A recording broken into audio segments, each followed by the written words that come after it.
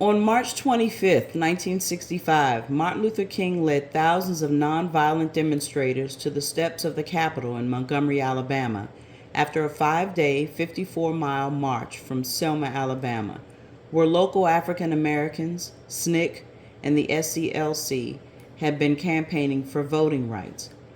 King told the assembled crowd, "There was never a moment in American history more honorable and more inspiring than the pilgrimage of clergymen and laymen of every race and faith pouring into Selma to face the dangers at the side of the embattled Negroes." On January 2nd in 1965, King, the SCLC, joined SNCC and the Dallas County Voters League and other local African American activists in a voting rights campaign in Selma, where, in spite of repeated registration attempts by local blacks, only 2% were on the voting roll.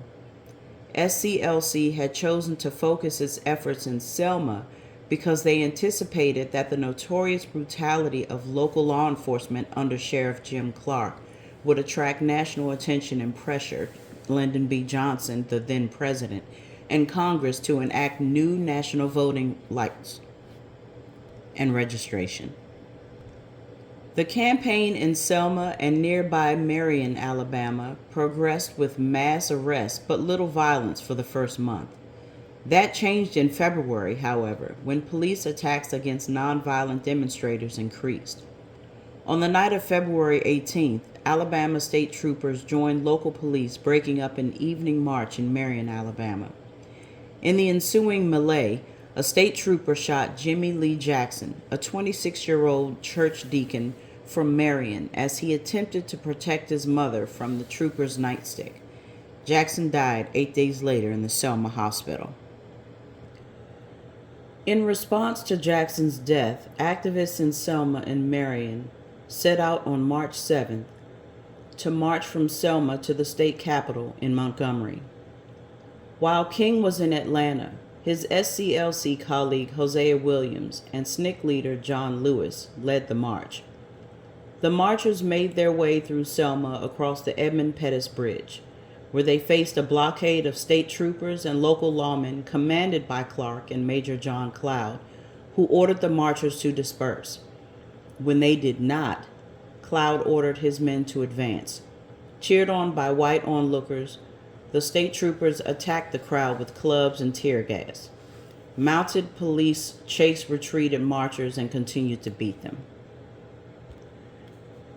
Television coverage of Bloody Sunday, as the event became known, triggered national outrage. Lewis, who was severely beaten on the head, said, "I don't see how President Johnson can send troops to Vietnam. I don't see how he can send troops to the Congo. I don't see how he can send troops to Africa and can't send troops to Selma."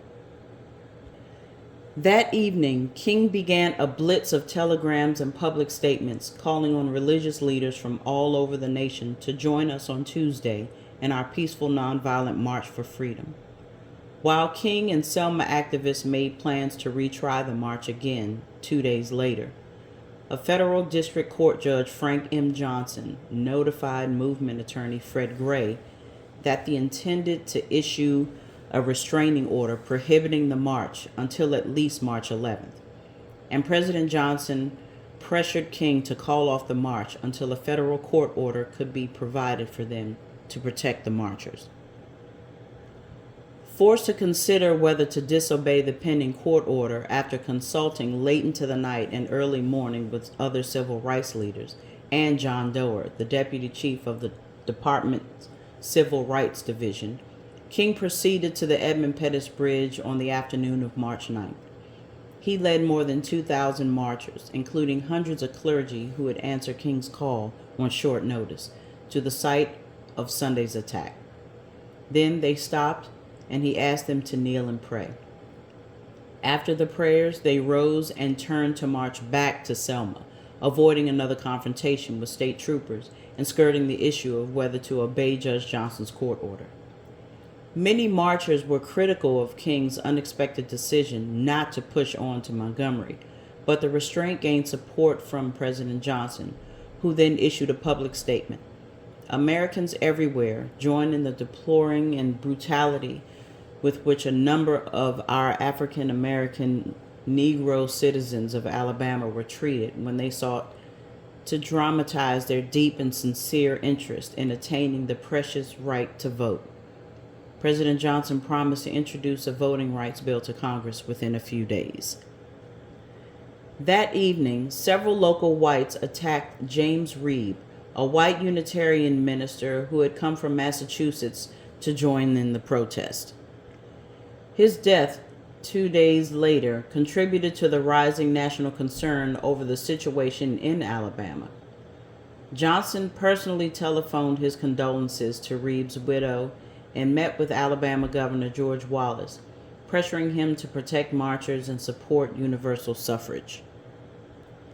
On March 15th, Johnson addressed Congress, identifying himself with the demonstrators in Selma in a televised address. Their cause must be our cause too, because it's not just Negroes, but really it's all of us who must overcome a crippling legacy of bigotry and injustice, and we shall overcome.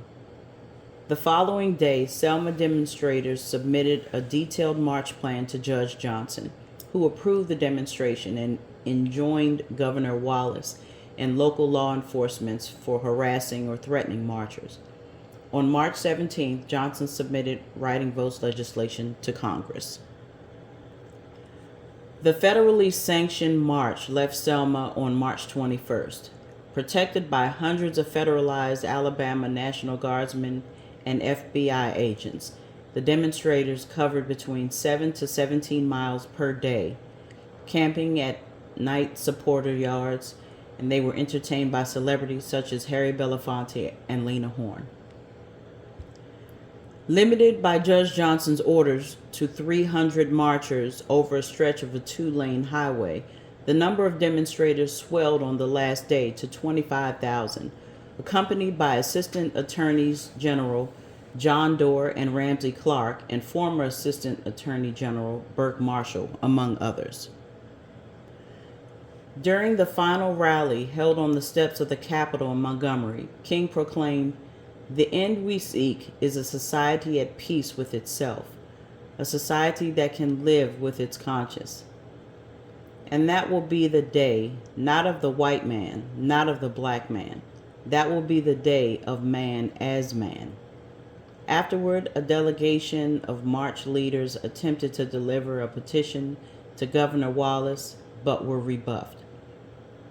That night, while ferrying Selma demonstrators back home from Alabama, Viola Luzio, a housewife of Michigan who had come to Alabama to volunteer, was shot and killed by 4 members of the Ku Klux Klan.